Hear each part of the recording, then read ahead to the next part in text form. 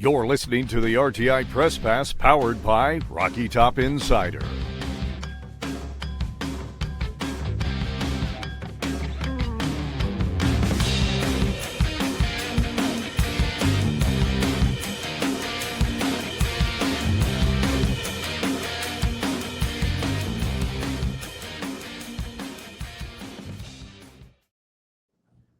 All right, ladies and gentlemen, welcome into the Rocky Top Insider Press Pass podcast. Tennessee football fall camp is here as we record this on Wednesday afternoon.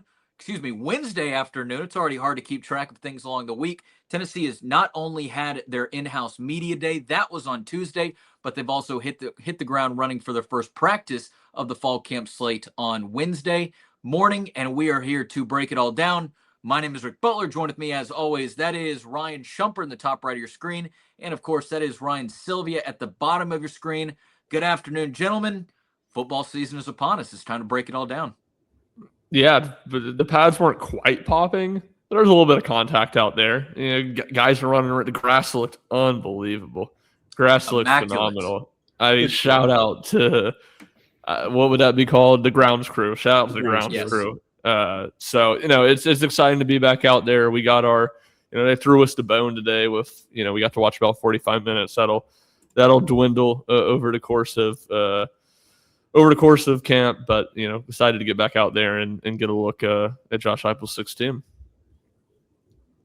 Yeah, you talk about how pads weren't on maybe, but there was still a little bit of contact out there today. I love the drill that we saw today, and I don't think I can ever remember seeing in the past. And I know you guys saw it too because you guys were close to me when it was going on, but it essentially pitted the pass catchers against the defensive backs. Somebody in the back, just an assistant coach, somebody, I couldn't see who it was, but somebody was just firing off, high arcing balls, probably about 20-ish yards back. And it was literally just a one-on-one between the pass catchers, whether it be the wide receivers or the tight ends and the defensive backs, and just kind of let them go to work. And most of them resulted in, the ball just hitting the ground and it being a tough ball to go catch. But some of the DBs made some really nice plays. Some of the wide receivers had some incredible catches. I can't remember who it was, but somebody had a one-handed catch right there. That was that felt like a bit of a surprise. I don't think I can remember seeing that drill before, and I found it quite interesting. Yeah, it really was unique because, by the time that they had started the get off, the hand fighting, essentially, because it wasn't like they were lined up like they would be to normal. It was like the defensive back on the inside hip of the receiver. By the time they were told go, the ball was basically in the air. So you had to find the ball very quickly. It's obviously like a GA or somebody throwing it. It wasn't, always the best passes, but no, it was entertaining to watch. And like you said, Rick, mostly incompletions, but a couple nice catches. I think Travis Smith had one, Tyreek King had one, and some nice, pass breakups too by defenders. Yeah, no doubt about it. Tyreek King, one of the players that we will maybe mention when we get to the wide receivers today. But ultimately, what we're going to be doing today is just kind of talking about this team in general, giving our first impressions of what this team looks like heading into the fall camp slate. Now, I'll be the first one to say that I'm sure a lot of things are going to change within our opinions between now and I guess it's September 5th. So exactly 1 month away until Tennessee football kicks off against Furman in the season opener. I'm sure a lot of things are going to change, whether it be predictions or takes or opinions or whatever it might be. But we figured we'd go ahead and record today just to kind of give off some of these first impressions. Of course, though, before we get into that, you can head over to RockyTopInsider.com and you can already find a plethora of content for this Tennessee team over there. You can find Ryan Sylvia's practice takeaways. I know that was one of my most important things to read after practice, just to kind of digest what was going on out there on the field. I believe it was over 1,200 words, including results from some of the routes on air with the two quarterbacks who are in battle right now and the wide receivers. And then just other takeaways that we saw from the field, whether it be from the offense or defensive side. Head over to RockyTopInsider.com each and every day to check if those practice notes are there. If there's a practice, they're going to be there. And then also, we advise everyone to go ahead and subscribe to the Rocky Top Insider YouTube account. Every single day that there is a media interview or something going on campus and there's a video to be had, we will be getting it up and posting it over on the Rocky Top Insider YouTube channel. We will also have practice highlights there. We will have this podcast will be there. We will have on-campus breakdowns if anything kind of crazy happens throughout the month. So go ahead and subscribe to Rocky Top Insider on YouTube if you're watching this on that channel right now, so you can stay up to date on everything going on. All right, so again, we mentioned that this podcast is just going to be pretty conversational, talking about the different aspects of this team as we roll forward. And what better way to start things out than what we talked about just a second ago, and that is with the quarterback position. Everybody wants to know what's going on there. Everybody seems to have an opinion which way to go, based on our recent poll that we had over on the Rocky Top Insider Twitter account. Seems like most people are in the Faison Brandon boat, but hey, George McIntyre had a nice time throwing out there while we watched him today. Sylvia, I'll start with you, man. Because you wrote all those down. You wrote all of the results down, so you probably have it fresh in your head. Just kind of where are you as we head into this month with this quarterback competition? You've got a freshman in Faison Brandon. You've got a sophomore now. We're going to be referring to him as a sophomore because that's what Tennessee is doing. There's no more red shirts. And a sophomore in George McIntyre. Where are you at as we sit here on August 5th? Yeah, I think the fan favorite certainly still Faison Brandon. But if you were in a vacuum today and you had no preconceived notions of any of the guys and all you got to watch was what we got to watch, you would have tabbed George McIntyre as a starter just because he looked the best out of the two in routes on air, and Faison had a couple sailing him. But Josh Heupel is not going to pick his starting quarterback based on the opening routes on air from day one of fall camp. So there's a lot to be done. There's a lot more that goes into it, a lot more context that goes into it when you're talking about you're not just picking the starter for this season, you're picking the starter for the next 2 to 3 seasons, if not even longer, just because of the youth that both those guys have and the years of eligibility they still have. So it's still up in the air. You can say it's a coin flip. I would still say the coin's a little weighted towards the Faison Brandon side, but it's probably going to come down to what happens behind closed doors in those scrimmages when they get to Neyland Stadium and they actually try to stimulate a little bit more of a game atmosphere, how those guys are going to respond to that. I think that'll go a long way in deciding this one. Yeah, I agree. Yeah, no. Go ahead. Yeah, I would almost maybe go a tad bit more dramatic. That I think it's, more, as you said, weighted or whatever with the coin. Like, to me, it'd be a surprise if Faison Brandon's not taking the first snap of the Furman game, and even more so the first snap at a Georgia Tech game. But yeah, at the end of the day, like the two scrimmages are what's gonna. If George McIntyre goes out there, that's the reality. What we watch doesn't matter. I mean, it matters a little bit, but it doesn't actually matter. What happens when they are out there playing 11 on 11, and particularly when they are holding their two scrimmages. Like if George McIntyre clearly outperforms Faison Brandon, like I don't see how Josh Heupel can go to his team and say George McIntyre's not going to be the starter. They're going to all be out there watching it too. So there's still opportunities. There's still chances. It's not over, but I definitely think Faison is in the lead as we get things going here in August. Yeah, I agree with you guys. I mean, I don't think this thing is won in routes on air. Certainly a step to the process. Josh Heupel said himself today that, yeah, he's going to be analyzing every single throw of every single practice. And of course he is. That's what, they've got Josh Heupel to do so. They've got Joey Halsey to do so. They've got assistants who are probably tagged to do so. But I think that ultimately this battle is won during the scrimmages. And it's going to be about who can move the ball downfield consistently, who can go for those first downs, who can command their teammates during this process, who can be aggressive with the football and not timid with the football. Obviously, there's going to be mistakes along the way. You're dealing with an inexperienced quarterback, no matter who you're looking at, but who can continue to kind of get back up off the mat and continue throwing punches, continue throwing the ball down the field, because I think ultimately that's what this team needs. I think they're going to have a good run game, but you still got to be able to work within the offense. And certainly the coaching staff is going to be able to help him out there. But Josh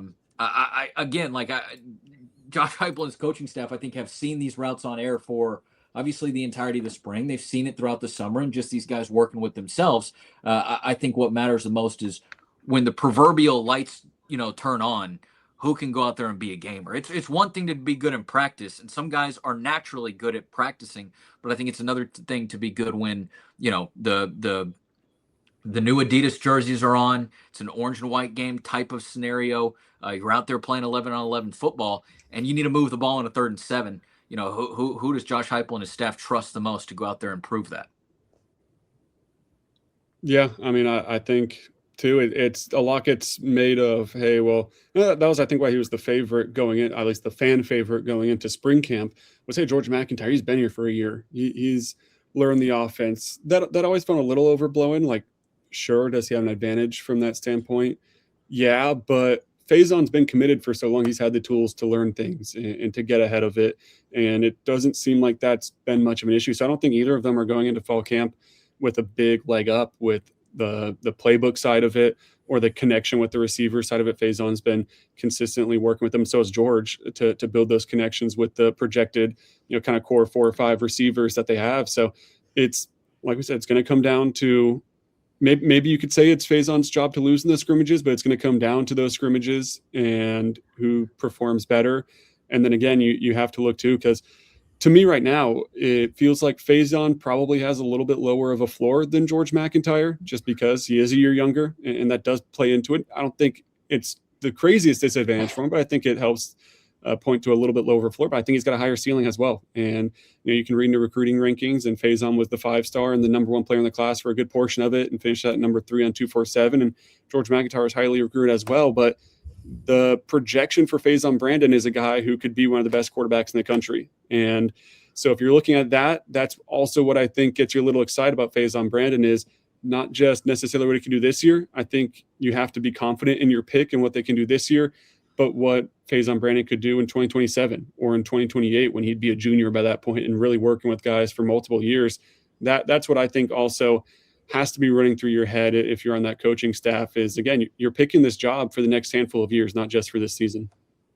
Here's a question I'll pose to y'all. What do you think the chances are that we see both guys play in some sort of rotation against Furman? I think it's pretty low.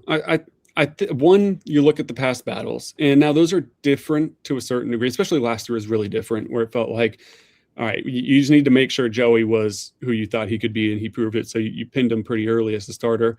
But you even go back to 2021, where that one's more similar. They were older guys, but they were both new, so it kind of feels a little bit more similar with Hendon Hooker and Joe Milton in 21 when you compare it to this year. But even then, they tabbed Joe Milton, the starter, a week before the season, when they could have done that and saw what they had against, what was it, Bowling Green to open that season on a Thursday night. So I think they'll probably like to pick a guy. Heupel has talked before about how he likes to have a guy. He likes to have someone to point to. But also, I think it serves you better to make that decision and get them an entire half plus of reps against Furman before you go into a game against Georgia Tech. That's not necessarily as tough as a road SEC game might be, but Georgia Tech has the potential to be another really strong team. Brent Key's done a good job there. They have a different quarterback, but they still have a lot of pieces up front on the offensive line. Defensively, their running back room stacked. Like, that's going to be somewhat of a challenge to go and win that game. I think you're a little bit more benefited from letting Faison or George really control that first game against Furman and get some more snaps under their belt rather than go 50-50. Yeah, I think it's something on the table. I don't think it's something to dismiss outright. And maybe it could happen just because of what the nature of what the game presents, because it's the type of game where Tennessee can get up really early, and there's going to be a lot of juice there in the season opener. And whoever that starter is that takes the field first will probably rack up a good amount of points.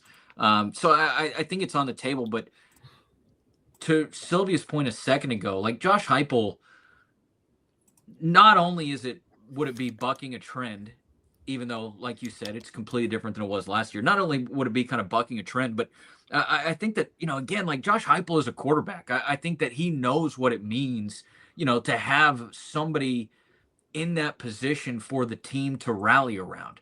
I think that's something important going in. And you can still name a starter and still kind of, split the snaps up somehow in some way kind of at the end and let the second guy run the offense a little bit more and figure out what he can do aside from just handing the ball off and getting the ball to, the finish line, if you will.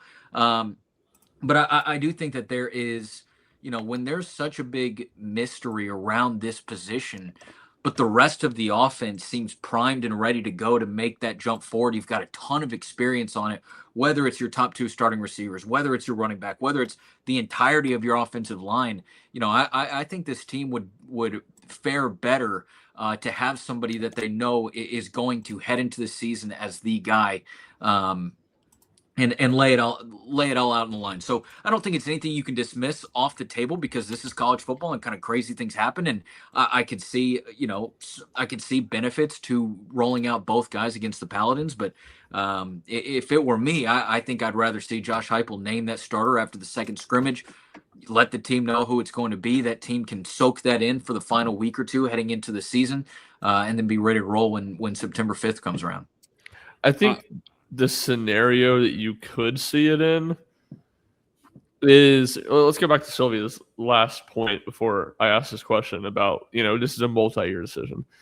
And let's say that they feel they want Faison to be the guy. They think long-term he's the higher ceiling guy, so they want it to be him. I could see them doing that if it's like in the two scrimmages, George was a little bit better. Like he played better in the two scrimmages. And so since you want Faison to be the long-term guy, you go into it and say, we're going to play both guys. We're going to rotate. George will get to be out there for the first drive because he played better.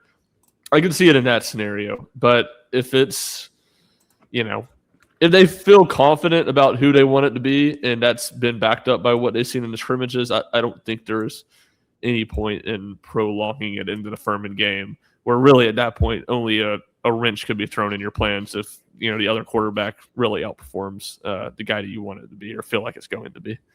Where I think is there's almost a better chance, I think, that we see a situation where we're going into the game saying, hey, you're going to see both quarterbacks off rip and you're going to start trading series in the Kennesaw State game.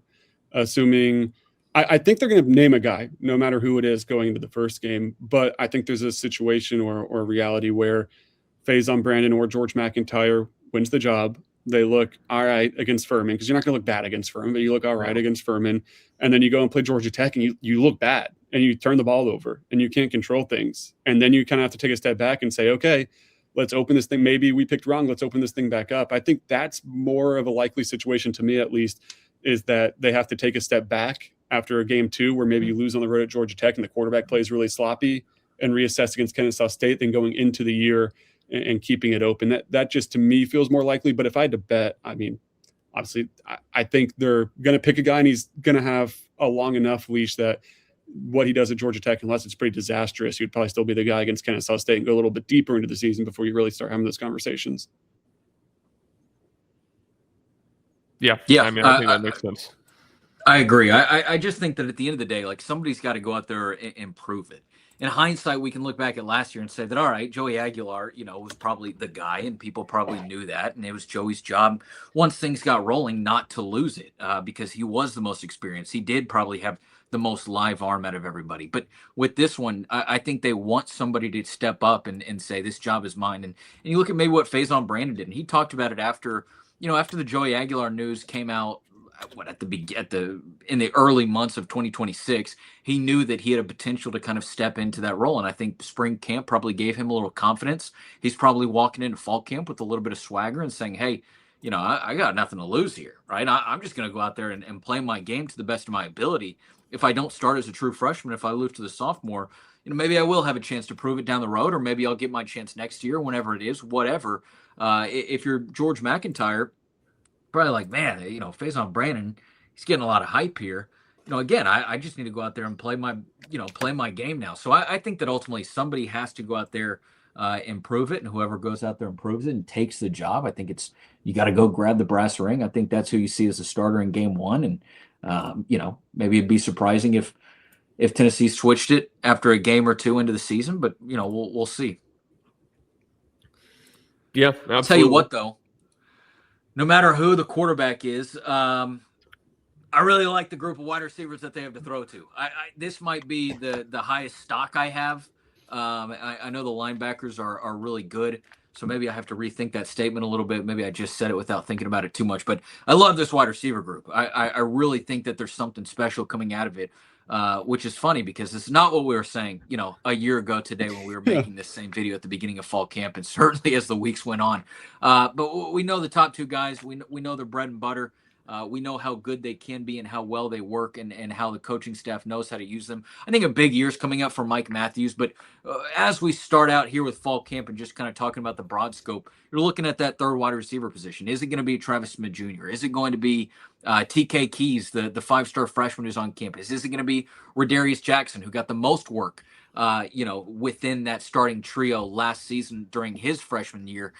Who's it going to be? I'll tell you what right now, whoever does get that spot as the third wide receiver, I'm buying stock in. I don't know who is it going to be, because they all three seem very talented, but whoever does, I'm buying stock in, because I think that's going to be a tough battle to win. I think those are three talented guys, and I think that whoever does earn the trust of Kelsey Pope to go out there and play the most snaps at that number 3 spot, I think you've got to really dig your heels in and win a heck of a battle to do so. That's going to be a talented player right there, whoever does. We've heard in the past that Tennessee, is going to expand the wide receiver rotation a little bit. It never happened. So I'm curious to see, again, if having those 3 guys potentially on the same level gives Tennessee a little bit more flexibility, or if they kind of, again, stick with what they've done in the past. But I'm high in this wide receiver group. I'm high on the wide receiver 3 position, even though I don't know who it's going to be, because I like the talent that's competing for it right now. You have to feel good about the options. I mean, that group does look like, $1 million. And it feels like there are 3 very competent options. I'm with you, Rick. I think one of those guys, my guess would be one of those guys by the end of camp or by the time they get into game prep moves to the other wide spot and is Mike Matthews backup. Like, I don't think there's going to be enough to really rotate 3 guys at that spot. I like Redarius Jackson from the standpoint of I think he's probably the most steady guy. And it is like the expectation is for whoever that to be the receiver 3. And I think being steady is a very good quality of a wide receiver 3, being reliable. TK Keys is the 5-star. He's the guy that, not that this has to dictate all your thinking, but in some ways you're trying to keep him happy. You don't want him to leave. You want him next year. Mike Matthews and Braylon Staley have the type of year that they want and anticipate this year. We're probably headed to the NFL draft, and you would want TK Keys to be the type of guy to step up and be a potential receiver 1 next year. So there's a lot of things to weigh, and it doesn't feel like there's a ton of separation right now between those 3 guys. But I'm with you, Rick. I'm high on all 3 and think that there's good options there, and Tennessee certainly is capable of surviving an injury or 2 to the receiver room. Yeah, I think. Whoa! No, we'll get to you there at the bottom in a second, because I think there's a pre-leading question that comes into whatever you're about to say. But just real quick, I think that you're right. Like, I think that Redarius Jackson probably would be my pick here at the start of fall camp. I believe it was Travis Smith Jr. who might have been running as that third wide receiver out today. I don't think that matters in the grand scheme of things, so I'm not telling anybody to take any stock in that, even if I am right in that, just saying I think. But I think that TK Keys, maybe just in this small group of 3, might be the little X factor, just because we haven't seen it on the field. He appears to be, just right on the cusp of becoming healthy. You can go and read more about that on RockyTopInsider.com, Josh Heupel. But TK Keys, Ryan Sylvia, is who you put as the starting X receiver in your projections for Tennessee football's depth chart. Walk me through this, kind of what led you to make this decision, just what you were kind of thinking about as you decided to, as you kind of broke down this wide receiver room in general. Because explain yourself, kid. Yeah, this did get a little bit of buzz. I think there's a good explanation for it. I'm ready to hear you out, but I think this did get a good little bit of buzz on some of our social media platforms. The way I look at it is when I was doing that, a lot of that was projecting, and I should probably clarify that more so how it will evolve. Because when they take the field against Furman, I think it'll be Travis Smith Jr. Starting opposite of Mike Matthews on the outside. Now, that isn't to say anything bad, and nothing I'm about to say is anything bad against Redarius Jackson. Well, why don't you tell Redarius Jackson and his family why you hate him and don't believe in him? That is the thing. Because I believe what you guys are saying, though, where I think Redarius Jackson's really good. I think Travis Smith Jr. is really good. I think TK Keys is really good. I think you have a really good problem of you have 3 guys for seemingly one starting job that I think they'll probably try to get 4 guys in the mix on a gamely basis, but 5 might be a tall ask, like you guys are talking about. But it's tough because all 3 of them are really good receivers and could play a really big role this year and then going forward as well. I think Travis Smith has a really high upside, and I think he showed that in the portions we got to watch in practice today. You're talking about the kind of jump ball drill they did. Yeah. I thought he was maybe the biggest standout in that, of just his ability to track the ball. He has good size, he has good speed, good hands, and all that. Now, Rodarius Jackson has all that too, and TK Keys has all of that too. We're going to see all 3 of them against Furman. I can guarantee you that. We're also going to see all 3 of them against Kennesaw State 2 weeks later.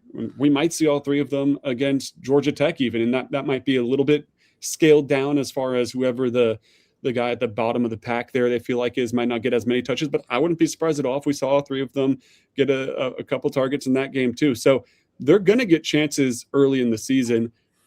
I think the upside of TK Keys, and it's not like it's maybe a rare thing to see in Josh Heupel's offense to see a true freshman wide receiver go out and be really, really good, but it's not a rare thing to see in college football right now. Just 2 years ago, Jeremiah Smith was probably the best receiver in the country as a true freshman. Ryan Coleman was unbelievable that same freshman year as well. There's a handful of other guys that 2 years ago season where it felt like there was a bunch of them. And even last year, though, there was a couple standout guys too that were true freshmen across the country.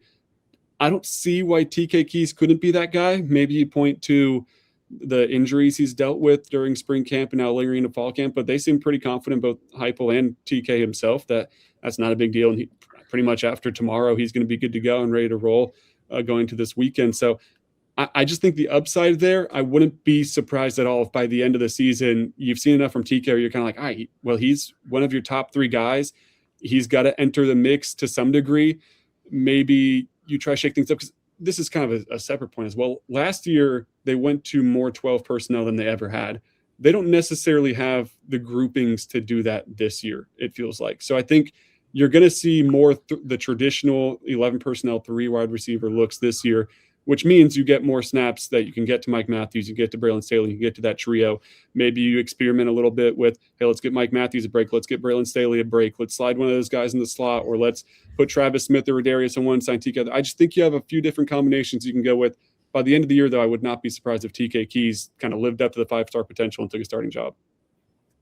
Yeah, I mean, I don't think that's a crazy prediction by any means. And I think your point about not thinking he's going to take the first snap of the game against Furman's probably a good stipulation, because to me that's the part that feels pretty unlikely. But no, it's certainly possible. Like, I think if you're a Tennessee fan, like, that's probably what would be the most ideal thing, and that's just because his ceiling long term is so high. And I think maybe push back on the point I made earlier about like wanting to keep him happy, and not that that's not true, but I think Tennessee is certainly going to want to try to keep at least 2 of these 3 guys. I mean, I'm sure he'd like to keep all 3 of them, but realistically wants to keep 2 of these 3 guys to roll with them into 2027 as starting receivers.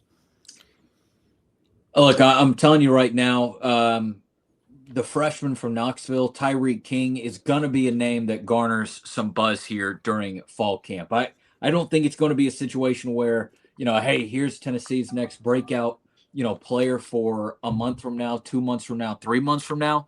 But I think that if you're in the business of buying early stock when something is low and developing and you want to see it rise, over the lifespan of its career, I think that you're buying Tyreek King stock.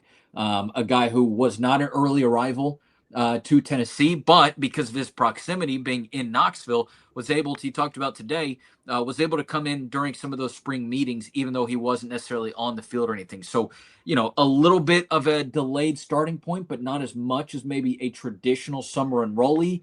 This guy has all the tools to be a dynamic player. He said today that he's been playing in the slot. Had a nice catch up. I think it was maybe a one-handed one where he kind of rallied it into his body on that drill that we were talking about earlier. Again, I'm not projecting Tyreek King to have a true role in this offense. Now, punt return, maybe we can come back and talk about it at some point. But I think that you're going to hear people talk about Tyreek King this month. So I wanted us to be the first one to put that on your radar. I think, too, Tyreek King's a guy that if you look at this past recruiting class, he goes a bit under the radar. I mean, at the beginning of the cycle, I guess the beginning of kind of, when I say that, kind of towards the end of his junior year, going into his senior year, when you're looking at rankings then, you had rivals talking about how this is a borderline 5-star guy, how this is, hey, we've seen everything we want to see out of this guy to call him a 5-star. You just kind of have to see how things go. Now, on the other hand, I think it was 247 had him like a 3-star. So he was similar to Gabe Osenda, where it's like one of the sites, 247, was really high on Gabe Osenda, had him as a 5-star.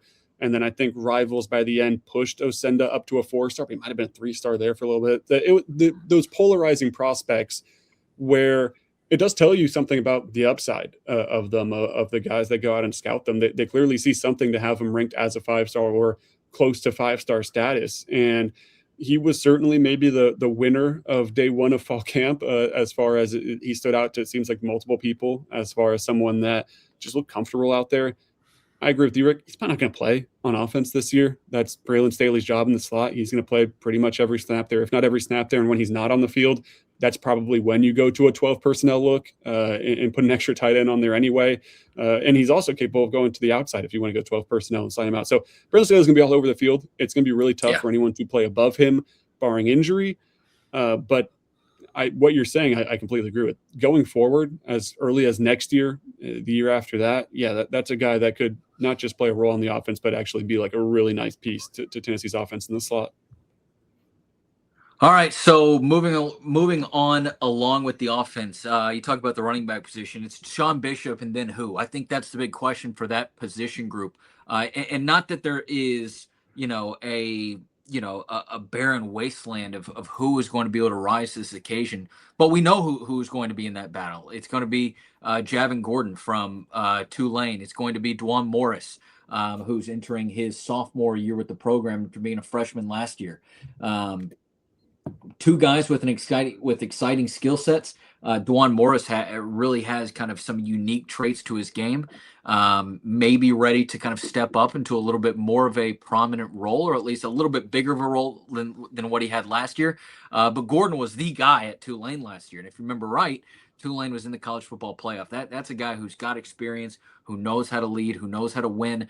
I'm really interested to see kind of how they do that. The difference to me about this year and last year is that last year you had this 3-headed running back room, and we were sitting there having these predictions. Which one of them is going to have the most yards? Which one of them is going to have the most touchdowns? Which one of them is going to have the most carries? Which one's going to be on third down? Which one is going to be on third and goal from the goal line? Obviously, as we saw, that became Deshaun Bishop's room. I think there's no question about it that Deshaun Bishop is the guy. He's earned it. He's got the trust of his teammates, and he's frankly probably just the best player in that room. But there's still an important conversation to be had behind him. What can Gordon give you? What can Morris give you? Who's going to kind of insert themselves into the true backup role? Who might end up just being, a bit of a Swiss Army knife? I think that's kind of the interesting question, at least to the running back room. You've got Deshaun Bishop, and then what do you have? Yeah, and I think as much as, who's number 2, it's what's the divide in carries. Is this going to be a situation where, kind of like Dylan Sampson in 24, where it was pretty much a bell cow? I mean, you'd see some guys behind him, and obviously Bishop being one of them would get work. But it was clear who was 1, and then you can debate 2A, 2B. And I think that is the case. I think it's going to be clear Bishop's 1. But what's the divide? What's the split in carries? Is Bishop getting 50% of the carries, and the other guys, battling, jostling for 30 to 20%? Is this going to be, or is this going to be something kind of dramatic where Deshaun Bishop, when healthy, is getting 80% of the carries, and the other guys in that room, for lack of better word, are kind of fighting for the scraps, and 8 carries or so between that are left per game. Yeah, I'm looking right now at 24 rushing stats for Tennessee football.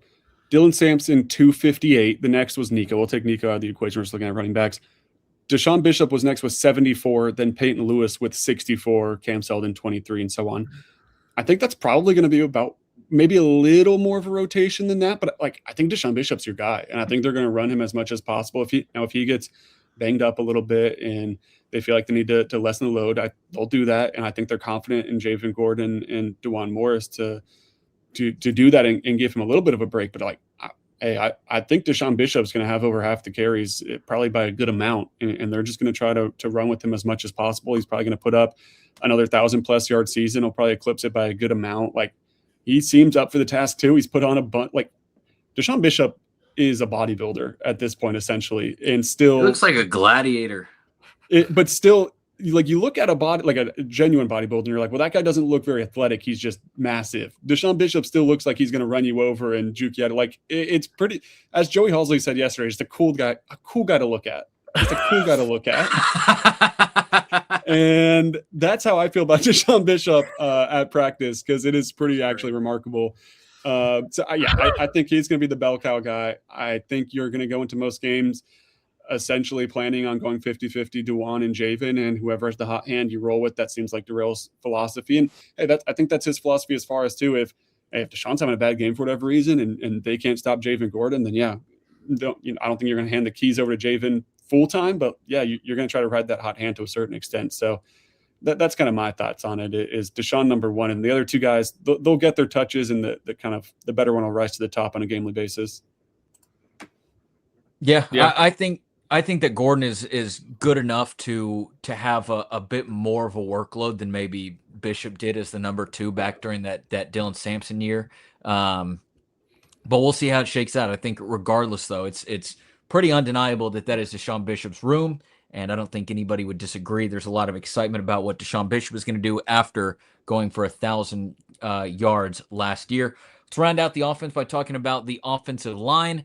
Boy, what an experienced group you've got here. A lot of returning names from last year. I think that we know what the middle and the left side is going to look like for the most part. I think it's going to be David Sanders Jr. flipping over to left tackle. I think you're going to have Wendell Moy at the left guard spot. I would imagine that Sam Pendleton is the guy, although there's already been a question just sort of to Josh Heupel about sort of, maybe it was to Joey Halsey, I can't remember, but what does that center position look like, right? Is there going to be any bit of a battle with Nick Moore there?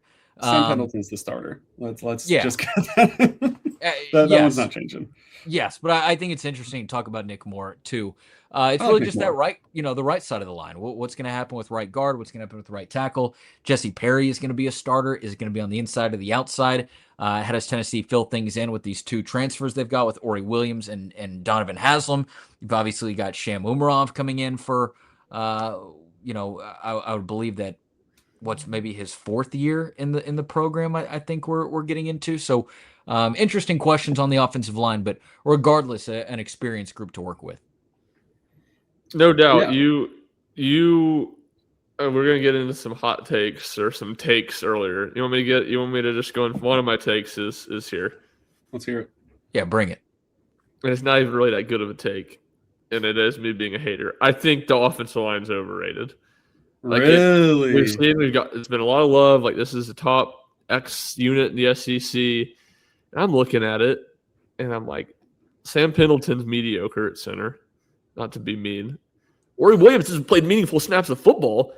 Do we remember? And these guys they're not one-to-one comparisons. And I will admit this is a little bit of a lazy take. But do we remember how bad Lance Hurd was the first half of the 24 season when he came in as a guy that had not played a lot of football from LSU? I'll defend Lance that year where he was hurt.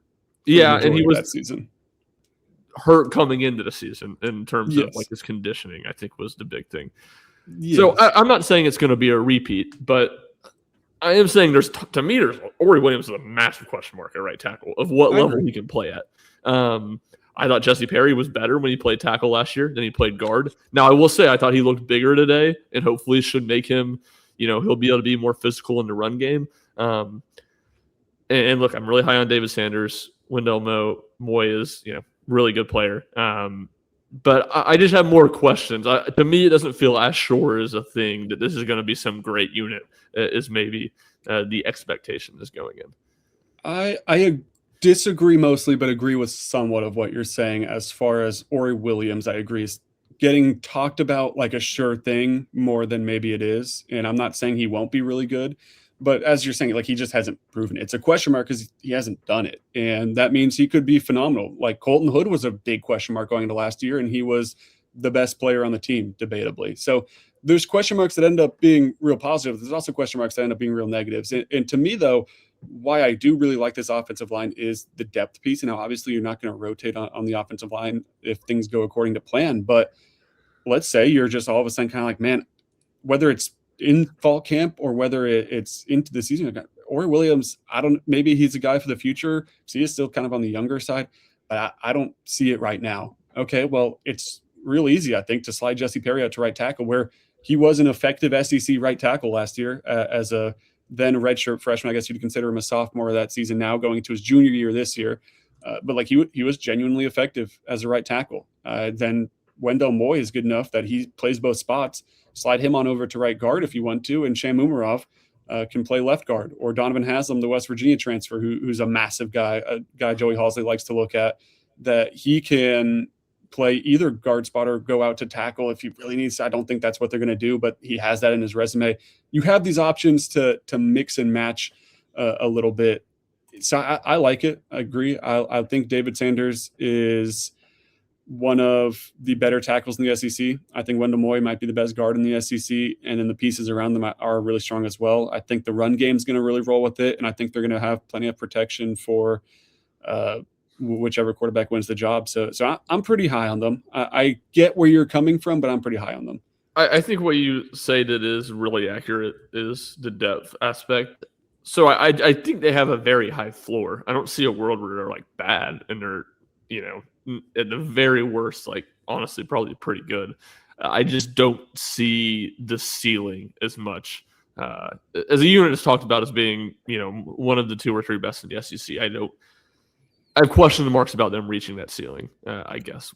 To me, I look at it as I see 2 really plus players on the offensive line. I see a massive question mark at right tackle. And then I see Pendleton as being a guy that's just kind of fine in the middle.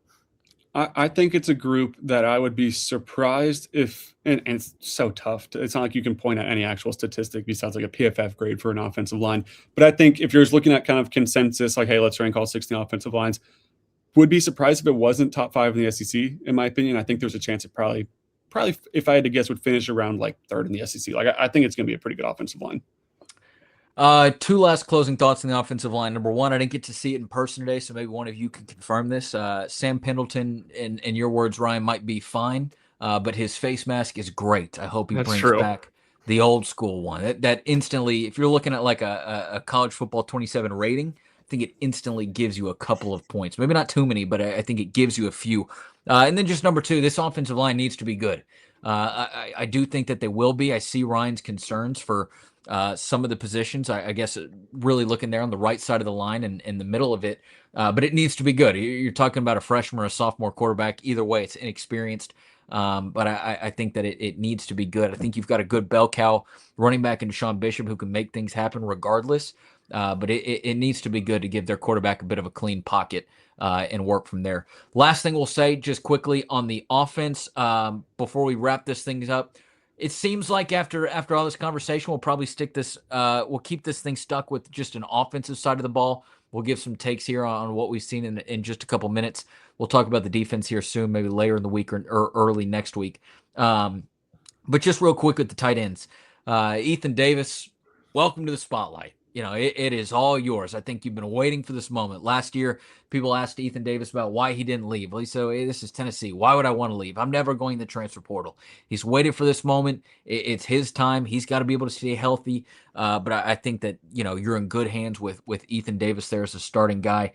I think that this can be an opportunity for him to step up and take that next jump up.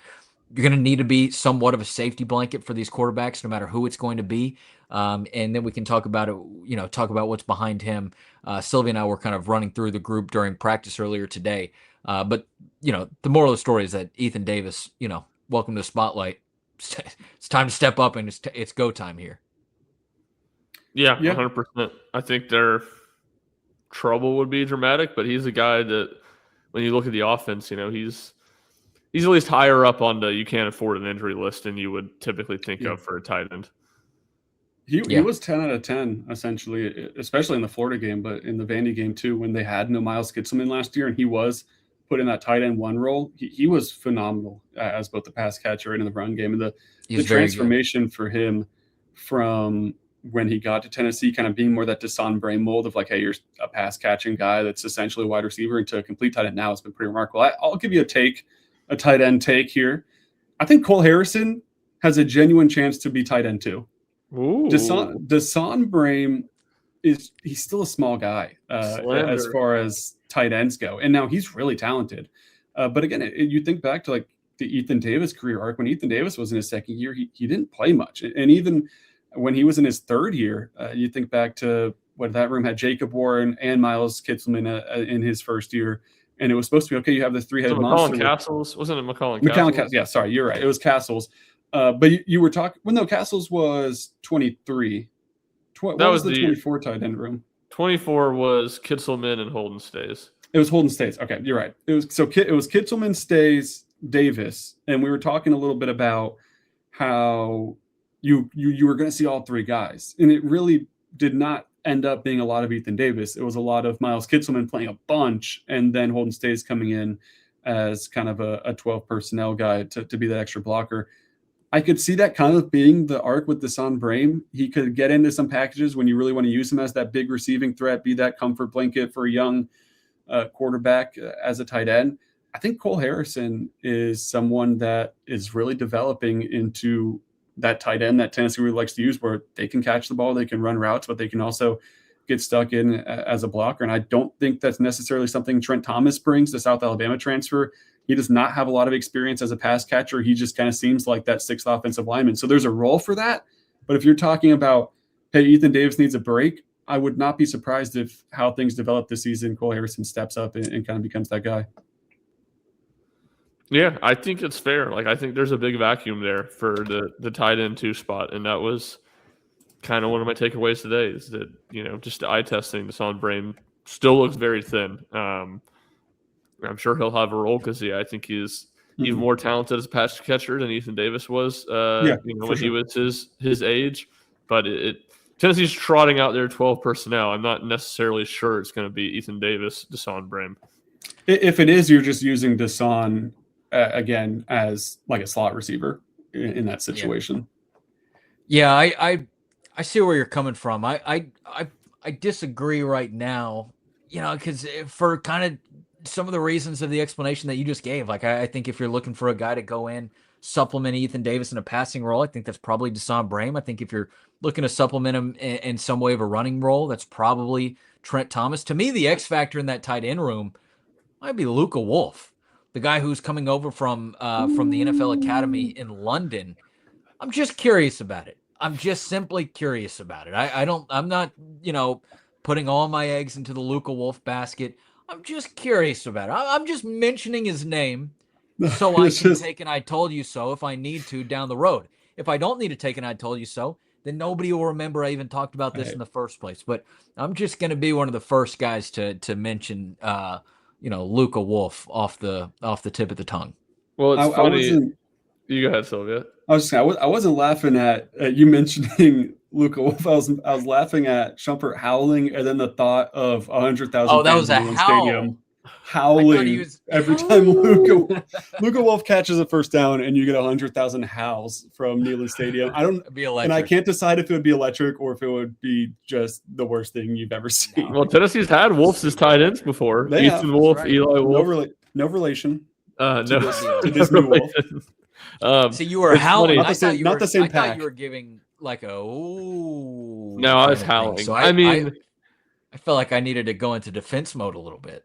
Well, look, here's what I would say about it, and this is funny. I was talking to Eric Kane, the sports animal, today at practice, and he was talking about how he's high on Luka Wolf.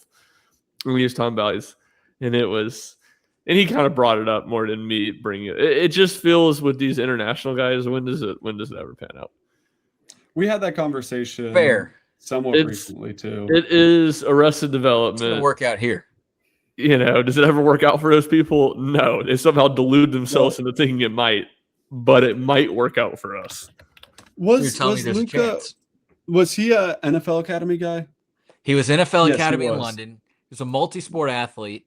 He was a former Austrian national team basketball player. He's got game to him. He's tall.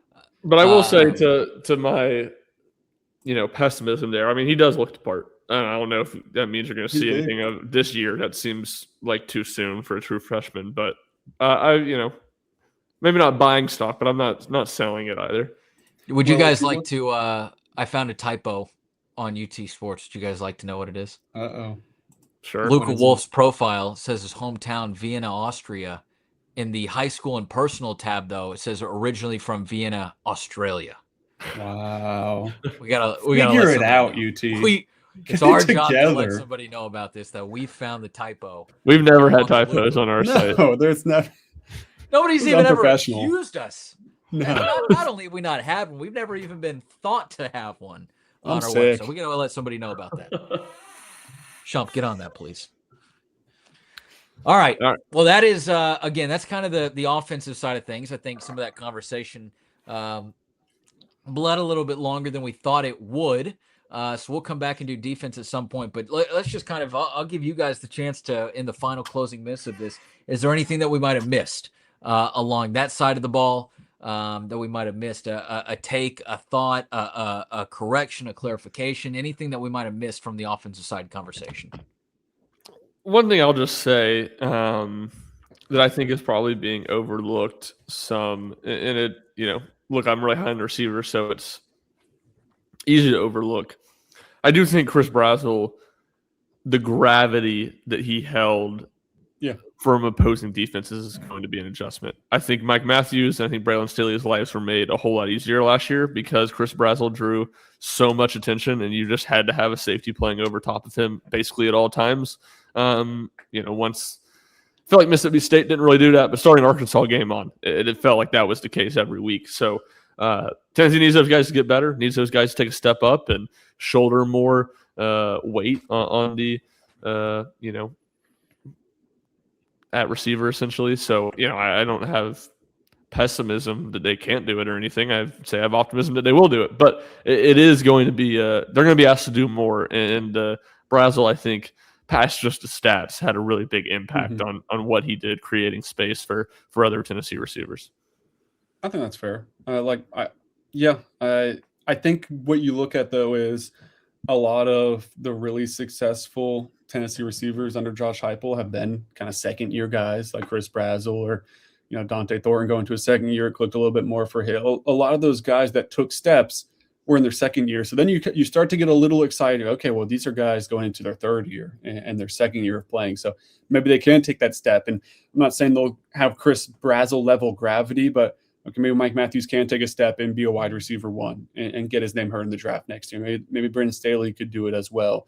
And then that's what kind of, I think, opens the door for those other three guys we're talking about where, okay, well, now if Braylon Staley and Mike Matthews are these big issues that you have to worry about, then just like Chris Brazzell took a lot of attention off Braylon Staley and Mike Matthews, and those guys took advantage of it, Mike Matthews and Braylon Staley could do that for those other three young guys, and they could take advantage of it. And that's just kind of the hallmark of a good offense. So that's not groundbreaking 100%. news. That's just any good pass game is you need to have at least one or two guys that are really, you have to worry about every single play. Sylvia, you got anything on the way out the door today? Not offensively, I don't think. I think we kind of hit everything. Again, I guess just recap of quarterbacks. I think we're all pretty on the phase-on train if we had to pick a guy. Yes. Yeah, but just because we have to pick a guy. It's open. Yeah, I mean, it's open. I think you put a gun to Josh Heupel's head right now and made him tell the truth. I don't think he would know. It's violent. That's aggressive. Is that not a phrase people say? What did he do to you? I feel like that's a. All right, sorry. If you give him some truth here, I didn't realize that was such an. Yeah, no, it is a phrase. I think typically the way it's phrased is like, gun to your head. What would you say? I think the way you were your own head. If you put it to your own you head. Rick Butler walk up with a pistol and put it. Okay, All right. Hey, my bad. We're going on WATE. Everybody relax. Calm down. Tell us who the quarterback is, Josh. The quarterback now. Okay. Everybody. If you gave Josh Heupel truth serum and you said, "Tell me right now rejected it. who the starting quarterback is game one," he would say, "I really don't know. I have to see how it plays out during these spring or these fall scrimmages." Is the point I was trying to get at. Just say you put him in a lie detector. Intent. I think, but here's no the thing. injections, no violence. Let's just put him on a lie detector. Well, I'm gonna keep on going. Those are inaccurate. I'm gonna keep on going with the violence. No, This is Josh Heupel. Yeah, I know why you. I need you to stop. Josh, who's starting a quarterback? Rick, I had such a good analogy. Then you hit him with a firing shot. You remove the gun, you fire it Well, into he's the from air. Oklahoma. That's You what they do say, with every "Tell me." touchdown. Then I think he says face on Brandon. This is ridiculous. This is ridiculous. That was such Real a good quick. analogy. That was It such was. a good analogy. I don't. Real I quick. just. I don't think. I think he's probably leaning. Like, and again, I mean, this is a stupid conversation. I think he's probably, hey, Faison knew this and that, but like, I don't think that Oh my he gosh. knows who the starting quarterback's going to be. You know what I mean? Like, he's Yeah, got no, I to agree. see it in fall camp. I But think that's I mean, yeah, if we got to pick, if I got to put money on it, I'm picking Faison Brandon to come out as the starting quarterback against Furman. I'm not putting money on this either way. Why not? One thing about Josh Heupel, Not a real betting quick, man. is he maybe walking into this season just maybe with a little bit more swagger? I mean, you go back to SEC media days, he was calling for the assault of Lane Kiffin by Tennessee fans. He Violent told everybody podcast. be stocked up, and obviously a joke, but he didn't even crack a smile. Right, like in the same press conference, he was talking about Texas and kind of laughing about the rivalry, and it was cheery and spirited. And then the Lane Kiffin question comes, I hope our grocery stores are stocked up. Then you get to yesterday, and he's obviously ticked about this Arion Carter suspension, which we'll talk about more in the next podcast. Was not afraid to use choice words to get his point across. I don't know, maybe just walking into this season with a little bit different swagger. Maybe this Arion Carter situation has really gotten under his skin. I think it obviously has in Tennessee in general. But who knows? I mean, this is his 6th year in the program. I think he feels, confident in his placement. I wonder if maybe, you start to see a little bit different of a Josh Heupel, especially with this, this seismic NCAA ruling heading into things. So do you have any thoughts? I mean, maybe a little bit. I mean, Yeah, to me, it hasn't felt radical, but yeah, maybe there could be something to that.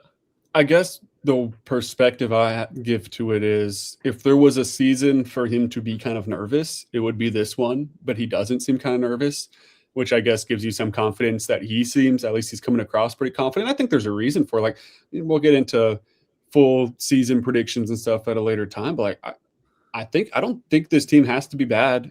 I think they could win a good amount of games. I don't think they're going to make the playoffs, but I think they could be a pretty good football team. And then again, that just sets you up. If you're a pretty good football team this year, that means you're set up to be a very good football team in 2027 if you play your cards right. And I understand why Tennessee fans are probably like, can we stop looking forward 1 year and just be good in the current year? But that's just kind of the way that you didn't get Joey Aguilar back. You didn't land a big-time transfer quarterback. That's partially your fault, partially not. All of that aside, you're going in with a really young quarterback, but you have good young pieces around them. I think you could be a good team this year, and then I think you could parlay that into being a fantastic team next year. So maybe there is a little bit of confidence in Josh Heupel there that even though you're playing a 9-game SEC schedule, that, hey, maybe this team is better than last year's team. You can get back towards 9 wins.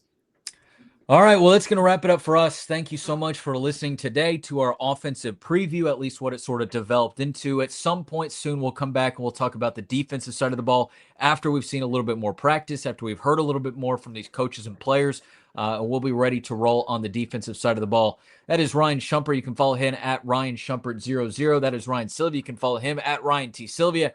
I'm Rick Butler. You can follow me at Rick_Butler. But make sure you're checking out RockyTopInsider.com each and every day for the latest Tennessee news, notes, and coverage. Make sure you're subscribed to the Rocky Top Insider YouTube channel so you don't have to miss a single second of anything that comes out from UT during the fall camp slate. And hey, make sure you go check out our good friends over at WATE. You can download the WATE 6 Plus Smart TV app on your smart TV. That's a great way to stay connected with not only Tennessee sports, but everything that's happening local here in the East Tennessee area. Thanks so much for listening to us on the Rocky Top Insider Press Pass, and we'll see you back for the next one.